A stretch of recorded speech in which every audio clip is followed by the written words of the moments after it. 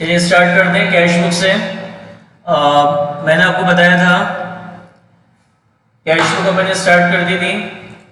तो एक छोटी सी चीज गलत हो गई। मैंने आपको बताया था there are 4 types of cash book.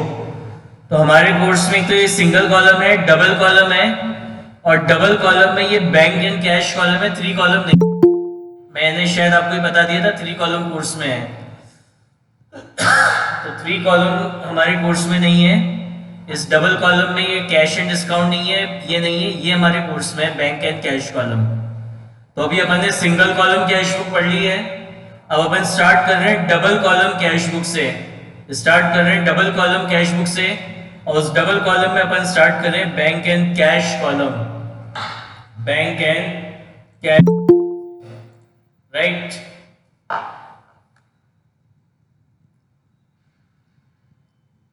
देखो ये जो bank and cash column cash book है, यही सबसे ज्यादा इंपॉर्टेंट है कैश बुक में। तो नाउ अपन स्टार्ट कर रहे हैं double column cash book. Double column cash book, और डबल कॉलम में अपन स्टार्ट कर रहे हैं cash and bank column. Cash and bank column. देखिए दो साइड होती है, debit and credit. Debit and credit. अब ये जो हमारी cash and bank column cash book है, इसमें अपन काय की एंट्री करते हैं ड्यूरिंग द ईयर जो भी हमें कैश रिसीव होता है। ड्यूरिंग द ईयर जो भी हमें कैश रिसीव होता है या हमें चेक रिसीव हो रहा है, that entries will be done in the debit side of this cash book. और ड्यूरिंग द ईयर जो भी हम कैश पेमेंट करते हैं या चेक से पेमेंट करते हैं, कैश या चेक से जो हम पेमेंट करते हैं, उसको अपन रिकॉर्ड करते हैं कहाँ पे? क्रेडिट साइड में। उसको अपन रिकॉर्ड करते हैं कहाँ पे? क्रेडिट साइड में। समझ में आई बात? क्या बोला मैंने? जो भी कैश या चेक आपको रिसीव होगा, that will be entered in the debit side of the cash book. And जो भी अपन पेमेंट करेंगे in cash and in cheque, that will be recorded in the credit side of this cash book. देखिए this is the format.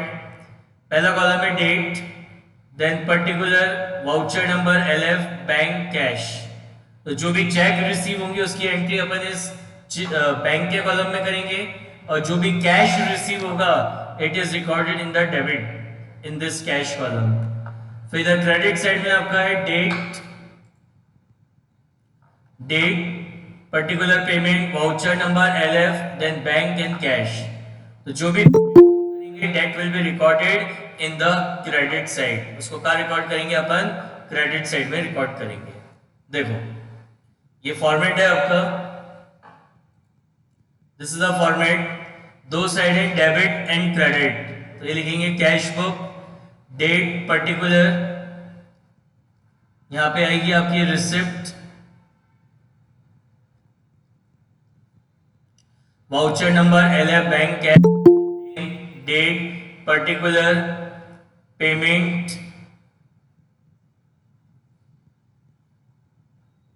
Voucher number, LF, bank and cash. देखिए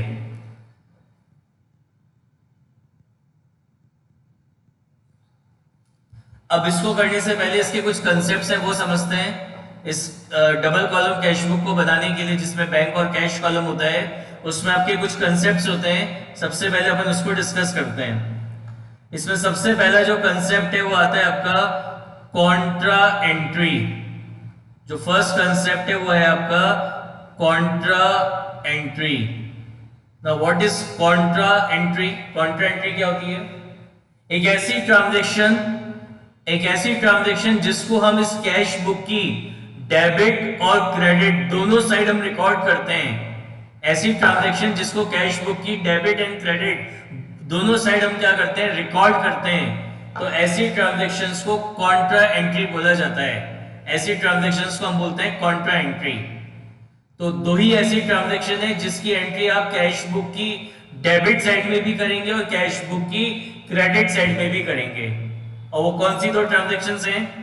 सबसे पहला है when cash is deposited into the bank, कि जब आप bank में cash deposit कराएंगे। तो जब आप बैंक में सपोज करो आप 10,000 रुपीज बैंक में डिपॉजिट करवा रहे हो, आप 10,000 रुपीज बैंक में डिपॉजिट करा रहे हैं, तो क्या एंट्री होती है उसको डिपॉजिट कराने की? Bank account debit to cash account, bank account debit to cash account, कितना? 10,000 10,000। तो कॉन्ट्रा एंट्री को आप ऐसे भी बोल सकते हैं, एक ऐसी जर्नल एंट्री, एक ऐसी ट्रांजैक्शन जिसमें आपका बैंक अकाउंट भी इफेक्ट हो रहा हो और कैश अकाउंट भी इफेक्ट हो रहा हो, ऐसी एंट्री को हम क्या बोलेंगे? कॉन्ट्रा एंट्री बोलेंगे। तो वैसे कॉन्ट्रा एंट्री की जो टेक्निकल डेफिनेशन है वो यही है, एक ऐसी ट्रांजैक्शन जिसकी एंट्री आप कैश बुक की डेबिट साइड में भी कर रहे हो, कैश बुक की क्रेडिट साइड में भी कर रहे हैं, वो आपकी कॉन्ट्रा एंट्री कहलाती है। इसके दो ही एग्जांपल हैं, ऐसी दो ही ट्रांजैक्शंस होती हैं। पहली मैंने आपको बताई, when cash is deposited into bank, कि जब हम बैंक में कैश डिपॉजिट कराएंगे तो क्या एंट्री होती है? Bank account debit to cash. अब जब आप बैंक में कैश डिपॉजिट कराओगे तो उसकी इस कैश बुक में कैसे एंट्री होगी जरा देखिएगा। ये कौन सी साइड है? ये रिसिप्ट है, ये आपकी रिसिप्ट साइड है। तो आप बैंक में कैश डिपॉजिट करवा रहे हो तो ये पैसा कौन, कैश कौन रिसीव कर रहा है? कैश रिसीव कर रहा है बैंक।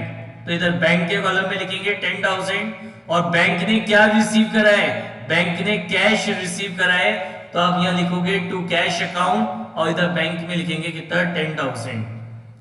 अब पेमेंट साइड, आपने पैसे दिए, क्या करा है? आपने कैश दिया है।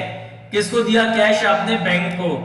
तो आपके यहां से कैश बैलेंस कम हो जाएगा, तो इधर कैश कॉलम में लिखेंगे 10,000, क्योंकि आपके बिजनेस का कैश कॉलम रिड्यूस हो रहा है कितने से?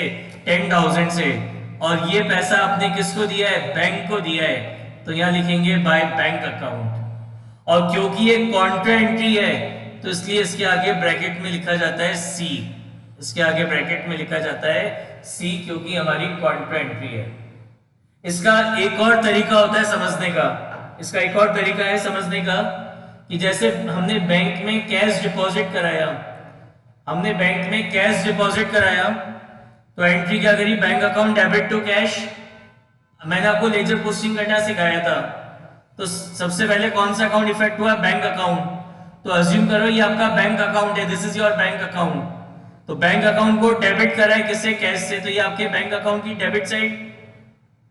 तो बैंक अकाउंट को डेबिट करा है किससे? कैश से, तो आप यहां लिखेंगे टू कैश अकाउंट और बैंक के कॉलम में लिखेंगे कितना? 10,000, क्योंकि बैंक अकाउंट डेबिट हुआ है। कैश अकाउंट को क्या करा है? Credit side. तो अज्यूम करो this is your cash account, तो कैश अकाउंट को आपने क्रेडिट करा है किससे? बैंक से, तो आप यहां लिखेंगे बाय बैंक अकाउंट। और क्रेडिट किसको करा है? कैश को। क्रेडिट है आपने कैश को, तो इधर कैश कॉलम में आ जाएगा कितना? 10,000, ठीक है ना। और कहा जमा करा है? बैंक में, तो यहां लिखेंगे बाय बैंक। और क्योंकि ये कॉन्ट्रा एंट्री है तो इसके आगे लिख दिया सी। बताइए समझ में आया क्या? तो this is the example of Contra entry when cash is deposited into bank. एक और एग्जांपल होता है, एक और एग्जांपल होता है कॉन्ट्रा एंट्री का, वो क्या है? When cash is withdrawn from the bank for office use. हमने बैंक से कैश विथड्रॉ करा फॉर ऑफिस यूज, हमने बैंक से कैश विथड्रॉ करा for office use, for office use. हमने ऑफिस यूज के लिए बैंक से कैश विथड्रॉ करा।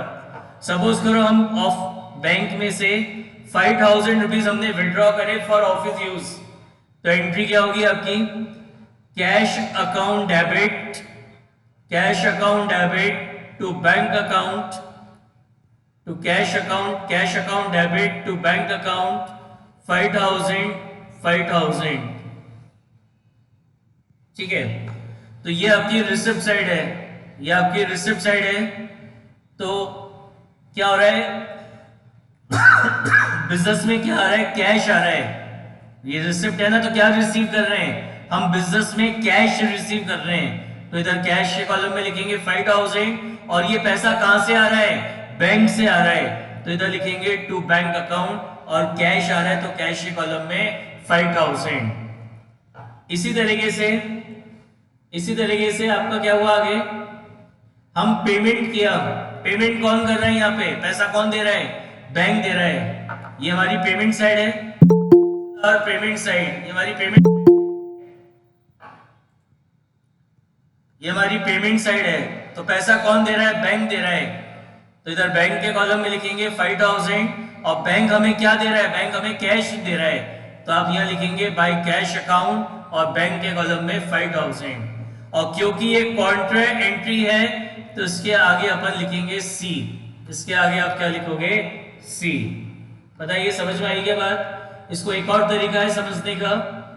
अपन ने बैंक से कैश विड्रॉ करा, अपन ने बैंक से कैश विड्रॉ करा ऑफिस यूज के लिए, क्या एंट्री होती है? Cash account debit to bank. तो अज्यूम करो this is your cash account, this is your cash account. तो कैश अकाउंट को आपने डेबिट करा है, तो ये आपका कैश अकाउंट, ये कैश अकाउंट की डेबिट साइड। तो कैश अकाउंट को डेबिट करा है किससे? बैंक से। तो यहाँ लिखेंगे टू बैंक अकाउंट। और किसको डेबिट करा? कैश को, तो इसलिए कैश के कॉलम में लिखा। इसी तरीके से बैंक अकाउंट को क्रेडिट करा है, तो अज्यूम करो this is your bank account. तो बैंक अकाउंट को क्रेडिट करा है, तो इसलिए बैंक के कॉलम में लिखा है इधर 5000 और बैंक को किससे क्रेडिट करा है? कैश से। तो यहाँ लिख दिया बाय कैश अकाउंट और बैंक के कॉलम में 5000। बताइए समझ में आई क्या ये कॉन्ट्रा एंट्री? समझ में आया किस तरीके से हम इसे बुक्स में रिकॉर्ड करेंगे?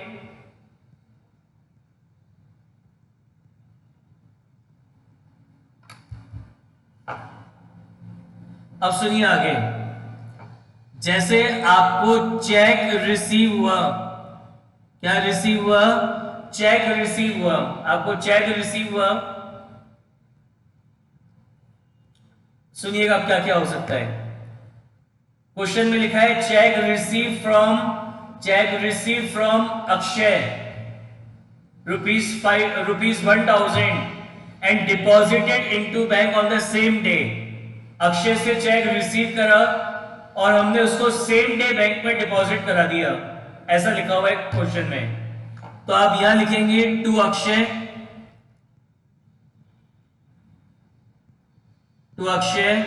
और बैंक के कॉलम में लिखेंगे आप कितना? 1000। समझ में आ गई पहली बार कि आपने चेक रिसीव करा कस्टमर से, और जिस दिन आपने चेक रिसीव करा है, जिस दिन आपने चेक रिसीव करा आपने उसको सेम डे बैंक में डिपॉजिट भी करा दिया। क्लियर? तो एंट्री कैसे करोगे? टू कस्टमर और बैंक के कॉलम में लिखेंगे जो भी चेक का अमाउंट है। सेकंड सिचुएशन में था कि चेक रिसीव फ्रॉम कृपा। चेक रिसीव हुआ कृपा से, बस इतना सा लिखा है चेक रिसीव फ्रॉम कृपा। बता नहीं रखा क्वेश्चन में कि इसको हमने सेम डे बैंक में डिपॉजिट कराया या नहीं कराया। अब अपन ने क्वेश्चन को थोड़ा आगे बढ़ा, तो आगे की ट्रांजैक्शन में लिखा था कि चेक रिसीव फ्रॉम कृपा इज डिपॉजिटेड इनटू बैंक। देखो जैसे सपोज करो हमने कृपा से चेक रिसीव करा 4 अगस्त को, चेक रिसीव फ्रॉम कृपा 2000। अब 4 अगस्त को यहां बता नहीं रखा था whether this cheque is deposited into bank और नॉट। फिर हमने क्वेश्चन को आगे बढ़ा, तो 6 अगस्त को लिखा हुआ था। क्या लिखा हुआ था 6 अगस्त को? कि चेक रिसीव फ्रॉम कृपा इज डिपॉजिटेड इनटू बैंक। तो 4 अगस्त को जब कृपा से चेक मिला था तो उस दिन तो हमने उसको बैंक में डिपॉजिट कराया नहीं, तो फिर 4 अगस्त को ये एंट्री इस कैश बुक में नहीं होगी। ये एंट्री आप 4 अगस्त को कहां पे करोगे? जर्नल प्रॉपर में। क्या एंट्री पास करोगे? Cheque in hand account debit to Kripa, cheque in hand account debit to Kripa. और फिर 6 तारीख को ये चेक आप बैंक में डिपॉजिट करवा रहे हो, तो 6 अगस्त को आप यहां लिखोगे to cheque in hand and bank के कॉलम में लिखेंगे कितना? 2000 और बैंक के कॉलम में लिखेंगे कितना? 2000। समझ में आई क्या बात?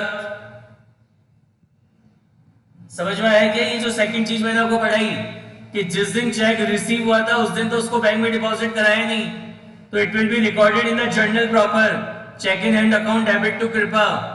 और उसके बाद फिर आप क्या कर रहे हो? 6 अगस्त को ये चेक बैंक में डिपॉजिट करा रहे हो, तो 6 अगस्त को इसकी एंट्री आप इस कैश बुक में करेंगे टू चेक इन हैंड और बैंक के कॉलम में आ जाएगा 2000। बैंक कॉलम ना, चेक रिसीव हुआ है, चेक बैंक में डिपॉजिट करा रहे हैं, तो this is your bank column, तो इसको बैंक कॉलम में रिकॉर्ड करेंगे। समझ में आ गई बात? तीसरी चीज 4-8 सपोज करो 8 अगस्त को हमने चेक रिसीव करा सुहानी से। हमने सुहानी से 8 अगस्त को चेक रिसीव करा। चेक रिसीव करा सुहानी से 8 अगस्त को। बता नहीं रखा था कि 8 अगस्त को इसको बैंक में डिपॉजिट कराया या नहीं कराया। हमने क्वेश्चन में आगे बढ़ा तो 10 अगस्त को ये लिखा था कि सुहानी से जो चेक रिसीव करा है इसको रितेश को दे दिया। इसको दे दिया, रितेश को दे दिया। इसको बोलते हैं एंडोर्समेंट ऑफ चेक। इसको क्या बोलते हैं? Endorsement of cheque. कि 8 अगस्त को तो चेक हमें मिला सुहानी से, और सुहानी से वो जो चेक मिला था वो 10 अगस्त को हमने रितेश को दे दिया। किसको दे दिया? रितेश को दे दिया। तो उसको बोलते हैं एंडोर्समेंट ऑफ चेक। तो ना तो 8 तारीख की एंट्रीज कैश बुक में होगी ना 10 तारीख की। ये दोनों ही ट्रांजैक्शंस की एंट्री आप कहां करोगे? जर्नल प्रॉपर में करोगे। 8 अगस्त को जर्नल प्रॉपर में क्या एंट्री पास होगी? Cheque in hand account debit to Suhani. Cheque in hand account debit to Suhani. और 10 तारीख को एंट्री आप क्या पास करोगे?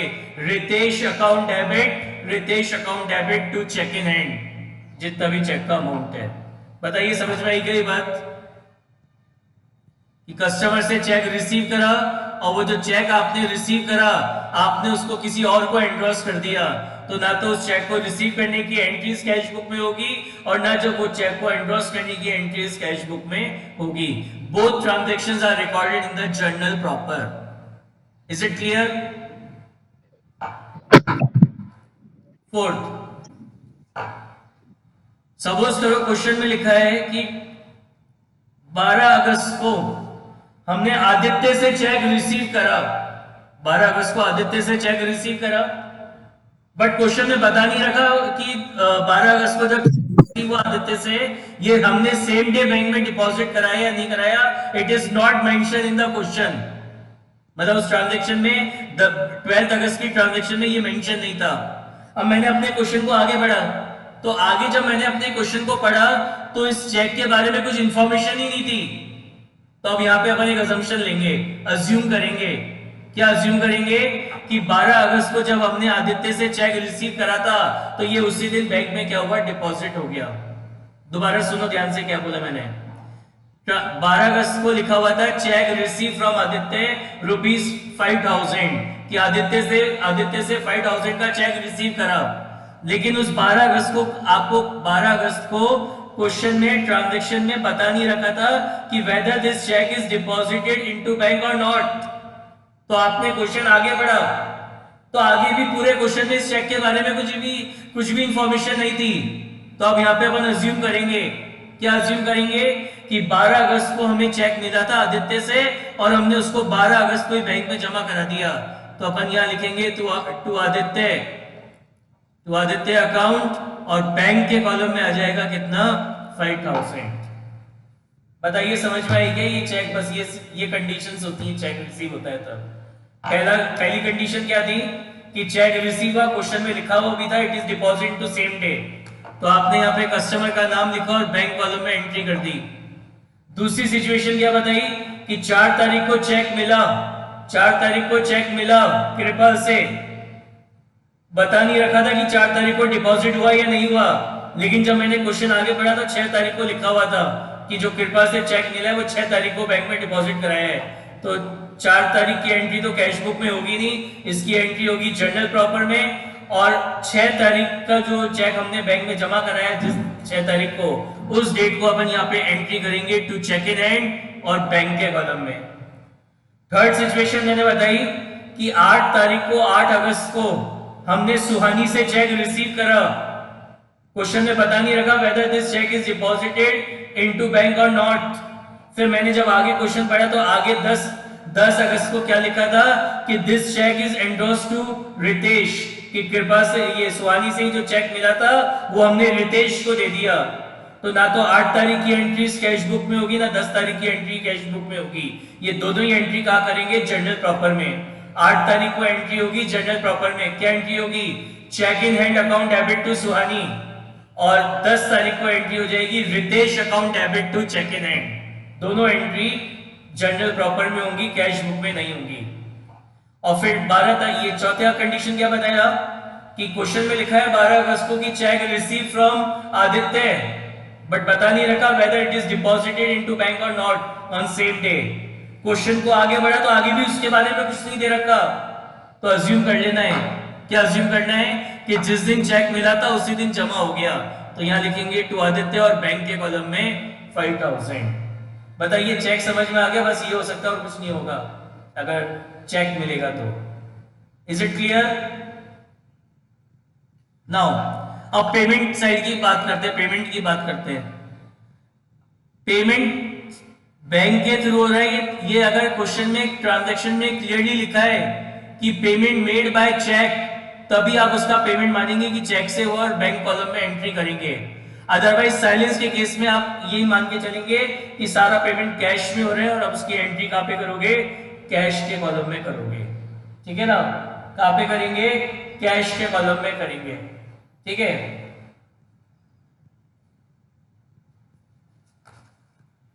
समझ में आ गई बात आपको कि अगर क्वेश्चन में क्लियरली जब मेंशन हो ना ट्रांजैक्शन में कि payment is done by cheque, तभी आप उसकी एंट्री पेमेंट साइड में बैंक कॉलम में करेंगे।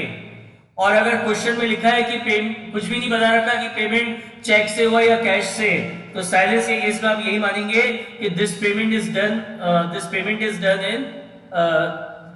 इन कैश, उसकी एंट्री आप कैश के कॉलम में करेंगे। राइट?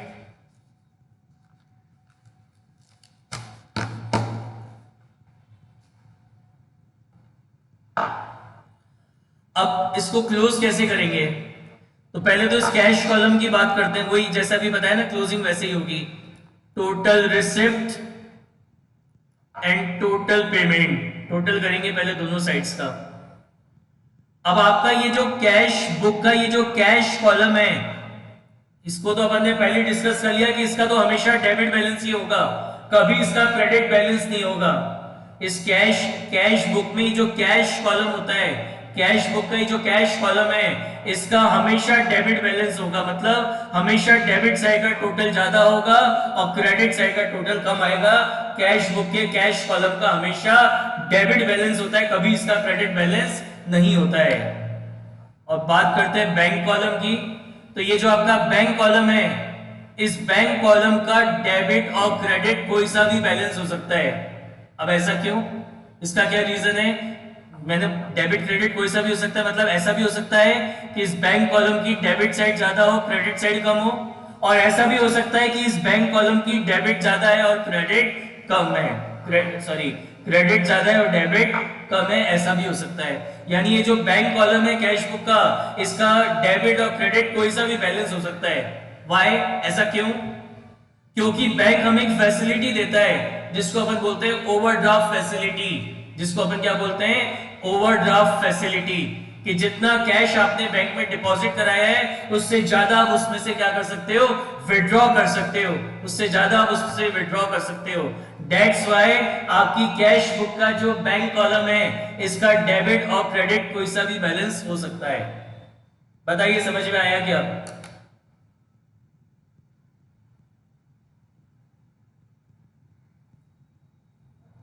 समझ में आ गया?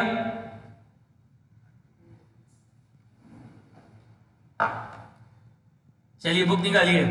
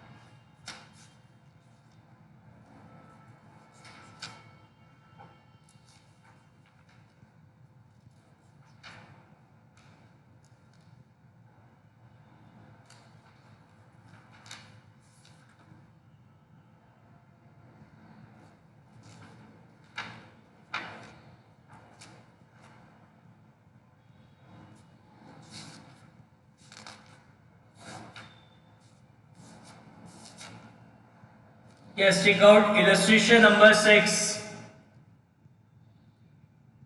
Take out illustration number 6. Page number 11.16. Illustration number 6. Page number 11.16. 11.16 क्या कह रहा है? Enter the following transaction in the cash book with cash and bank column. तो सबसे पहले लिखा है आपने cash in hand and cash at bank. Cash in मिल गया। Illustration number 6 page number 11.16 enter the following transaction in the cash book with cash and bank column. तो सबसे पहले आपको दे रखा है cash in hand and cash at bank. तो यहां लिखेंगे अपन 2017 1 जनवरी टू बैलेंस ब्रॉट डाउन। तो bank column is 12,000 and cash column is 4,000। Bank balance आपको दे रखा है 12,000 का और कैश बैलेंस आपको दे रखा है 4,000 का। तो जब भी आपको कैश और बैंक का बैलेंस दे रखा होगा तो उसको इस तरीके से कैश बुक में रिकॉर्ड करना है। फिर है सोल्ड गुड्स फॉर कैश। हमने गुड्स सोल्ड करे काय में? कैश में।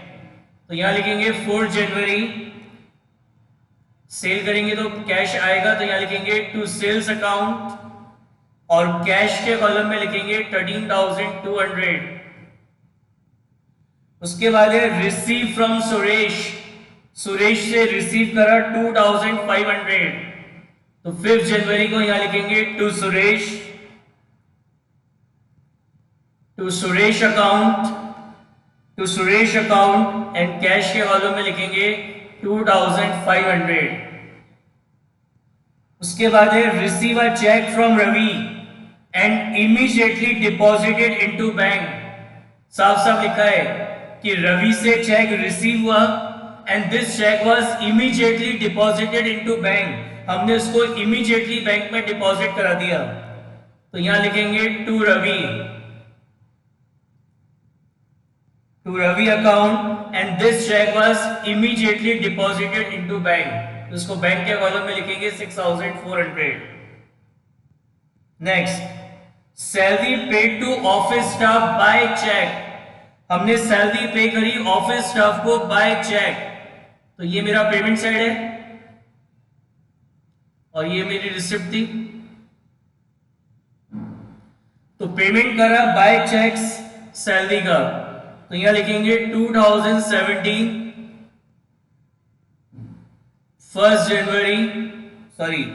7 जनवरी बाय सैलरी अकाउंट 7,600। बैंक के कॉलम में लिखेंगे 7,600। Paid Sudhir by cheque. हमने सुधीर का पेमेंट करा कैसे? चेक से।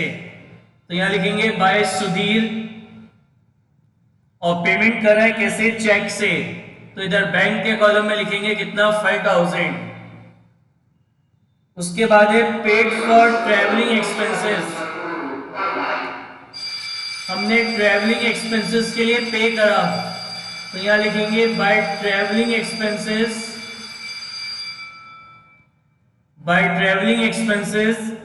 और पेमेंट करा अपन ने। तो इधर कैश के कॉलम में लिखेंगे कितना? 1,200। फिर कैश परचेज करी तो यहां लिखेंगे by purchase account and in cash column 8,000। फिर है कैश डिपॉजिटेड इनटू बैंक में कैश डिपॉजिट कराया। तो क्या एंट्री पास होगी? Bank account debit to cash account 10,000। तो हम बैंक में कैश डिपॉजिट करा रहे हैं तो it is a contra entry होगी ना। बैंक और कैश दोनों ही फैक्ट हो रहे हैं। देखिएगा जरा ध्यान से कैसे करेंगे एंट्री।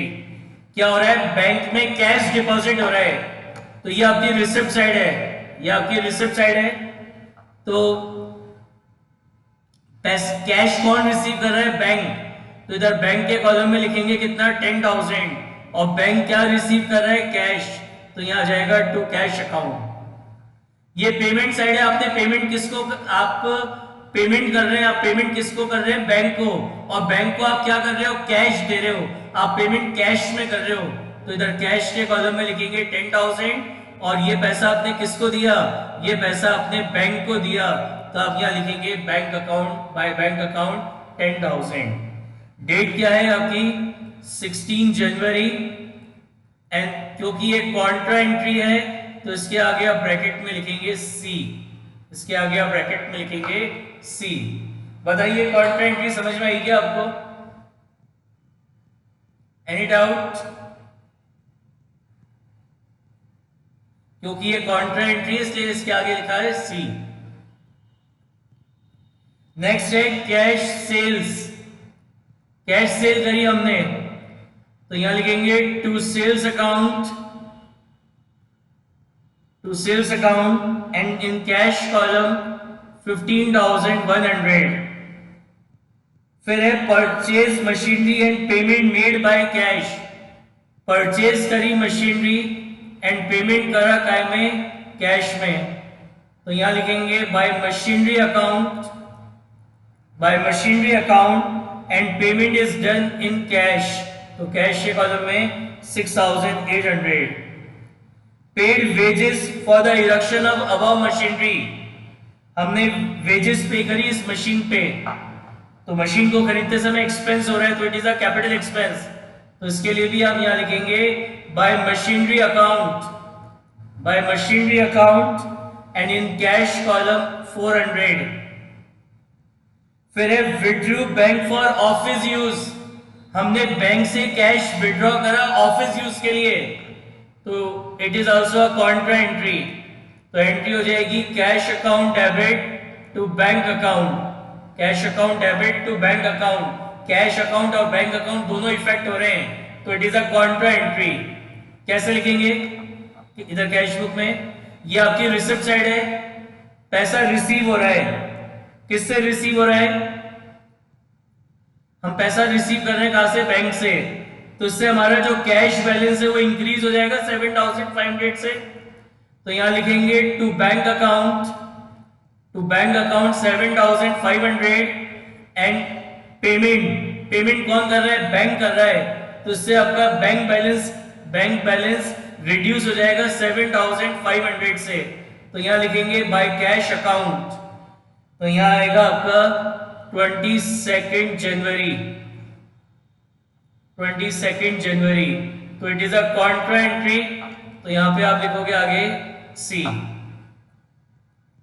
फिर है receive a cheque from Anil, receive a cheque from Anil and deposited it into the bank. Anil से चेक रिसीव करा और हमने उसको बैंक में डिपॉजिट करा दिया। तो यहां लिखेंगे 23 जनवरी to Anil, to Anil account cheque receive हो रहा है and it is deposited into the bank on the same day. तो इधर बैंक में आ जाएगा 4,600। अब कह रहे हैं कि जो अनिल का चेक है ये डिसऑनर्ड हो गया। तो जब चेक डिसऑनर्ड होगा तो उसकी अपन रिवर्स एंट्री पास करेंगे। तो यहां लिखेंगे बाय अनिल। जब चेक डिसऑनर्ड होगा तो उसकी रिवर्स एंट्री पास होगी बाय अनिल और बैंक के कॉलम में 4,600। Purchase computer and payment made by cheque. हमने परचेज करा कंप्यूटर और पेमेंट करा कैसे? चेक से। तो यहां लिखेंगे बाय कंप्यूटर, बाय कंप्यूटर और पेमेंट हो रहा है कैसे? चेक से। तो इधर बैंक के कॉलम में आ जाएगा कितना? 8,000। पेड चैरिटी, हमने चैरिटी पे करी तो यहां लिखेंगे बाय चैरिटी और पेमेंट हो रहा है कैसे? बता नहीं रखा तो क्या मानेंगे? पेमेंट काय में हुआ? कैश में। पेड इनटू बैंक, बैंक में डिपॉजिट कराया कैश। तो बैंक में कैश डिपॉजिट करेंगे, एंट्री क्या पास होगी? Bank account debit to cash account, bank account debit to cash account. तो इसमें बैंक और कैश दोनों इफेक्ट हो रहे हैं, it is a contra entry. तो ये आपकी रिसिप्ट साइड है। तो रिसिप्ट साइड में यहाँ लिखेंगे टू कैश अकाउंट, और पैसा कौन रिसीव कर रहा है? बैंक। तो इधर बैंक के कॉलम में आ जाएगा 12,000, और बैंक क्या रिसीव कर रहा है? कैश। ये पेमेंट, तो आपने पेमेंट काहे में करा है? कैश में। कैश कॉलम में आएगा कितना? 12,000। और आपने बैंक को आपने क्या दिया है? ये पैसा कहाँ दे रहे हो? बैंक में दे रहे हो, तो इधर आ जाएगा बाय बैंक अकाउंट। और क्योंकि ये कॉन्ट्रा एंट्री है तो इसके आगे लिखेंगे अपन सी। ये कह रहा था पेड इनटू बैंक 12,000, हमने 12,000 रुपीज बैंक में डिपॉजिट कराए, तो एंट्री क्या होगी? Bank account debit to cash. तो बैंक और कैश दोनों इफेक्ट हो रहे हैं, it means it is a contra entry. तो जैसे ये रिसिप्ट साइड है, कैश कौन रिसीव कर रहा है? बैंक। तो इधर अपन बैंक के कॉलम में लिखेंगे 12,000, और बैंक क्या रिसीव कर रहा है? कैश। तो यहाँ आ गया कैश। ये पेमेंट साइड है, पेमेंट कौन कर रहा है? बैंक कर रहा है पेमेंट। अब पेमेंट हम किसको कर रहे हैं? बैंक को। तो बाय बैंक अकाउंट, और बैंक को क्या दे रहे हैं? कैश। तो इसलिए कैश कॉलम में एंट्री हो गई। बताइए समझ में आया क्या? Any doubt?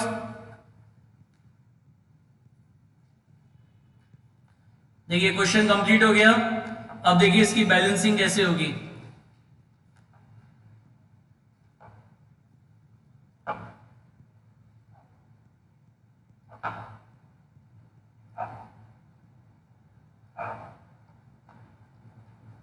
देखो यहां लिखेंगे अपन टोटल रिसिप्ट,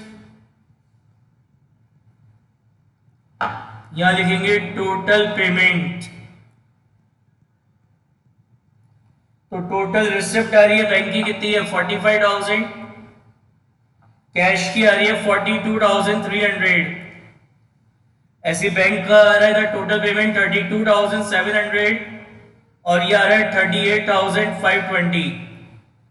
तो यहाँ पे कैश, ये जो आपका बैंक कॉलम है इसकी डेबिट ज्यादा है, क्रेडिट कम है, तो मतलब इसका डेबिट बैलेंस हो गया। तो यहाँ लिखेंगे अपन 31 जनवरी बाय बैलेंस कैरेट डाउन।